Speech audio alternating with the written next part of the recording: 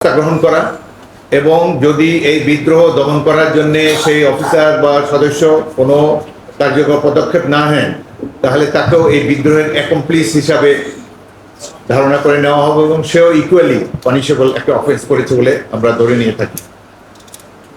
সবচাইতে বিস্ময়ের সাথে আমরা লক্ষ্য করলাম যে সেনাবাহিনী হত্যাকাণ্ড ঘটার পর সেনাবাহিনীর সদস্য সাজোয়া জাহান সহ অতি অল্প সময়ের মধ্যেই বিডিআরের ওয়ালের বাইরে অবস্থান নেওয়ার পর যখন তারা এই বিদ্রোহ দমন করার জন্য মিলিটারি অ্যাকশনে যাবে এই সময় সেনাবাহিনী প্রধান মইনুল আহমেদ এবং ব্রিগেড কমান্ডার 46 ব্রিগেড তারা কোনো ধরনের অপারেশন চালাতে এই বাহিনীকে নিষেধ করে।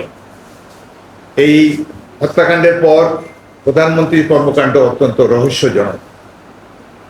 সেনাবাহিনী যাতে কোনো ধরনের অ্যাকশনে না যায় তিনি সেনাবাহিনী প্রধান, বিমান বাহিনী প্রধান, নৌবাহিনী প্রধান তাদেরকে যমুনাতে তার অফিসের কাছে একটি কক্ষে বসিয়ে রেখেছেন। কোনো কাজ নেই, তাদের সাথে আলাপ আলোচনাও নাই। যে ক্রুশিয়াল টাইমে অপারেশন করলে প্রাণসমূহ রক্ষা করা যেত, এইভাবে তিনি এই উদ্দেশ্যমূলকভাবে এটিকে নষ্ট করেন।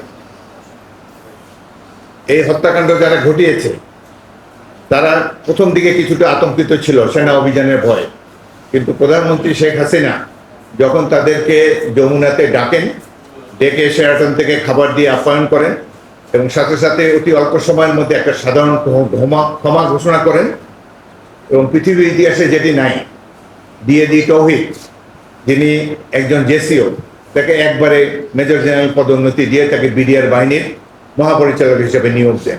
অবিশ্বাস্য কর্মকাণ্ড। একজন সুবেদারকে মুহূর্তের মধ্যে মেজর জেনারেল পদে পদোন্নতি দিয়ে একটা বাহিনী প্রদান করে দেওয়া হলো এবং তাদের সাথে যে আচার আচরণ করা হয়েছে এতে বোঝাই যায় যে এই হত্যাকাণ্ডটি একটি সুপরিকল্পিত সরকারি দল শেখ হাসিনা এবং আওয়ামী লীগ নেতৃবৃন্দের যোগসাজশেই এটি সম্পন্ন হয়েছিল। 22শে ফেব্রুয়ারি তারিখে আওয়ামী লীগ নেতা ওয়ার্ড কাউন্সিলর তোরাব আলীর বাসায় এই সেনা বিডিআর কর্মকর্তাদের, বিডিআর সৈনিকদের সাথে আওয়ামী লীগের শীর্ষ পর্যায়ের নেতৃবৃন্দের একটি বৈঠক হয়। সেই বৈঠকেই আমরা জানতে পেরেছি পরবর্তীকালে এখানে এই বিদ্রোহটি কিভাবে সংগঠিত হবে, কিভাবে হত্যাকাণ্ড চালানো হবে, কিভাবে লাশ গুম করা হবে, সকল পরিকল্পনা এই মিটিংয়ে আওয়ামী লীগের এই সভায় স্থির করা হয়।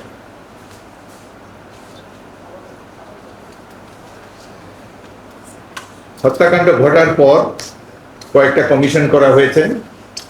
জাতীয় কমিশন জনাব আনিসুজ্জামানের নেতৃত্বে করা হয়েছে।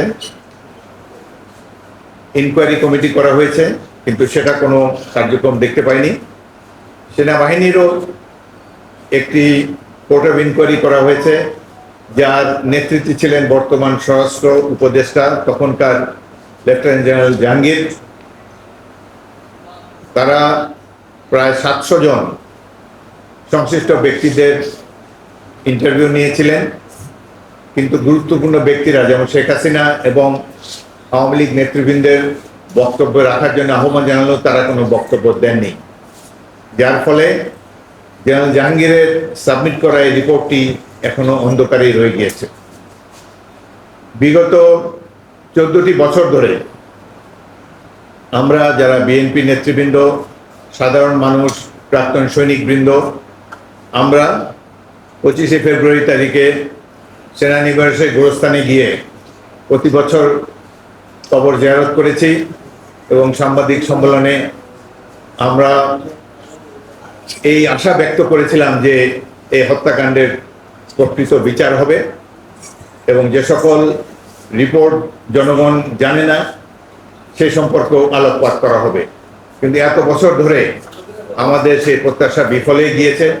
আওয়ামী লীগের সরকার, বিনা ভোটে গঠিত সরকার, নৈশ ভোটের সরকার, তারা এই বিডিআর হত্যাকাণ্ডের সুষ্ঠু পরিণতিতে দমন করার জন্য কোনো ধরনের কোনো পদক্ষেপ তারা গ্রহণ করে নেই। আজকে এতদিন পর আল্লাহর রহমতে আবার সেই সুযোগ এসেছে। একটি নিরপেক্ষ অন্তর্বর্তীকালীন সরকার ছাত্র জনতার সমর্থন নিয়ে, আমাদের সকলের সমর্থন নিয়ে দায়িত্বে আছে। আমরা আশা করব এখন এতদিন যেটি অন্ধকারে রয়েছে সেগুলো আবার আলোর মুখ দেখবে।